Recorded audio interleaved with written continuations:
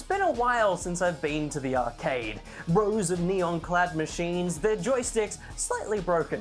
It's an experience that fills you with joy and empties your pockets. Thankfully, the arcade-inspired hotshot racing doesn't require a single token to get you on the road.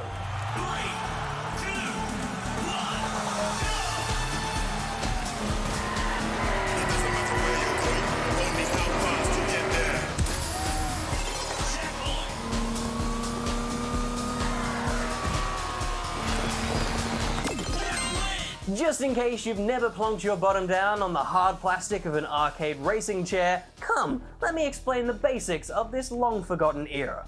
Picking one of many corny drivers, you'll get a selection of cars to choose from, based on arbitrary stats such as acceleration and drift. How do you exactly measure drift? I suppose it's just handling with a cooler name. You'll then race around a variety of hyper-stylized tracks, desperately fighting against your opponents, drifting to fill up your boost bar, all the while blasting towards checkpoints to refill your rapidly emptying timer. I can't describe the thrill of hearing checkpoint for the first time. I've got such a deep-seated love for these games, they're so simple and fun.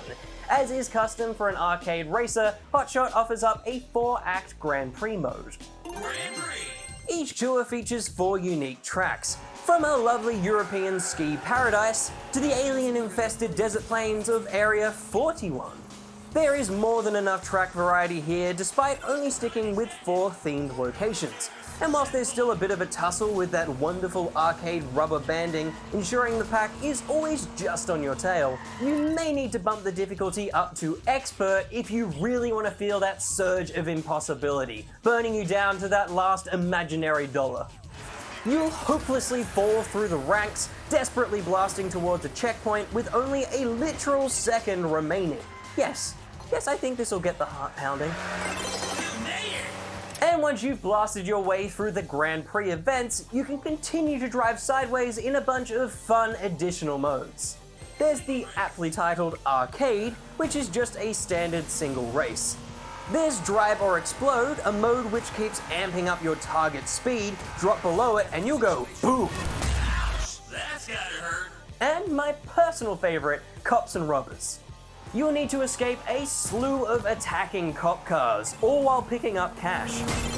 Get too many knocks from the police and it's bye-bye car and coin.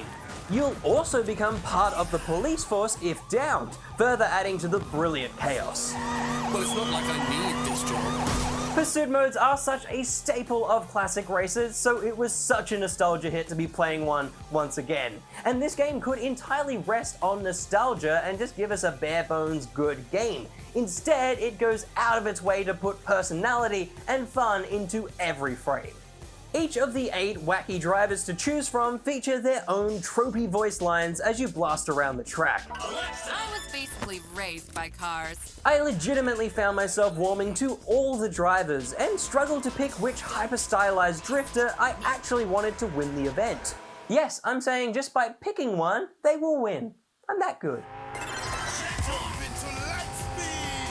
There's even unique cutscenes that play out for each of them when you win a tour, showing how their lives continued after their taste of fame.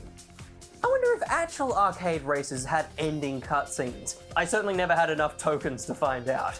But when speaking of this game's personality, we simply can't go past its blocky brilliance of an art style.